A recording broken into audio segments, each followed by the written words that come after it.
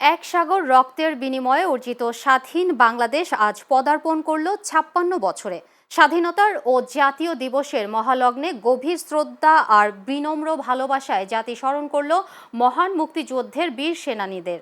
সকালে সাভারের জাতীয় স্মৃতিসৌধে পুষ্পস্তবক অর্পণের মাধ্যমে শহীদদের প্রতি শ্রদ্ধা জানান রাষ্ট্রপতি এবং প্রধানমন্ত্রী। এরপর বিরোধী দলীয় নেতা, মন্ত্রিপরিষদ, বিভিন্ন রাজনৈতিক দল, সামাজিক ও সাংস্কৃতিক সংগঠনের নেতৃবৃন্দ শ্রদ্ধা জানান। বেলা বাড়ার সাথে সাথে ঢল নামে বিভিন্ন শ্রেণী পেশার সাধারণ মানুষের।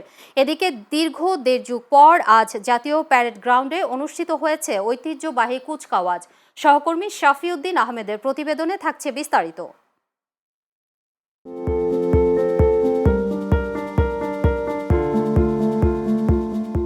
২৬ মার্চ ক্যালেন্ডারের পাতায় শুধুমাত্র একটি তারিখ হলেও বাংলাদেশের জন্য পরাধীনতার শৃঙ্খল ভাঙা আর শোষকের রক্তচক্ষু উপেক্ষা করে স্বাধীন মানচিত্র ছিনিয়ে আনার দিন। চট্টগ্রামের স্বাধীন বাংলা বেতার কেন্দ্র থেকে স্বাধীনতার ঘোষণা দেন মেজর জিয়াউর রহমান। মুক্তিকামী জাতি গড়ে তোলে তীব্র প্রতিরোধ, শুরু হয় সশস্ত্র যুদ্ধ। ৯ মাস রক্তক্ষয়ী সংগ্রামের মধ্য দিয়ে অর্জিত হয় স্বাধীন ভূখণ্ড ও লাল সবুজের পতাকা। সূর্যোদয়ের সময় ঢাকায় ৩১ বার তোপধ্বনির মাধ্যমে স্বাধীনতা দিবসের কর্মসূচি শুরু হয়। এরপর সাভারে জাতীয় স্মৃতিসৌধে পুষ্পস্তবক অর্পণের মাধ্যমে শহীদদের প্রতি শ্রদ্ধা জানান রাষ্ট্রপতি মোহাম্মদ শাহাবুদ্দিন এবং প্রধানমন্ত্রী তারেক রহমান।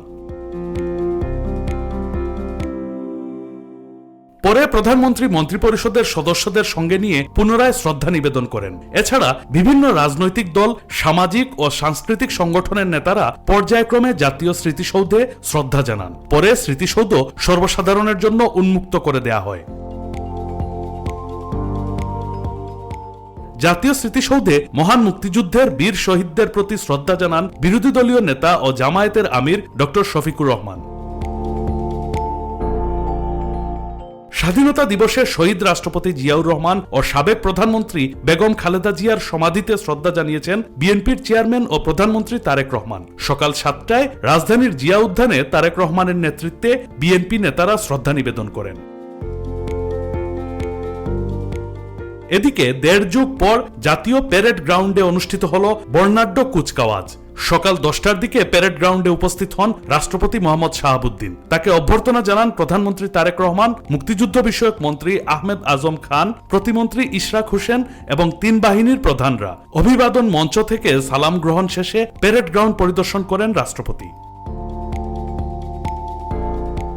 সকাল ৭:৩০টায় রাজধানীর রাজারবাগ পুলিশ লাইন স্মৃতিসৌধে মুক্তিযুদ্ধের শহীদ পুলিশ সদস্যদের প্রতি শ্রদ্ধা নিবেদন করেন স্বরাষ্ট্রমন্ত্রী সালাউদ্দিন আহমদ। পরে বাংলাদেশ পুলিশের পক্ষ থেকে শ্রদ্ধা জানান আইজিপি। বাংলার মুক্ত আকাশে বুক ভরা নিঃশ্বাস নিয়ে আজ যেন প্রতিটি মানুষ নতুন করে আরেকবার শপথ নিল, হার না মানা বীরের জাতি কখনো আপোষ করবে না দেশের সার্বভৌমত্বের প্রশ্নে।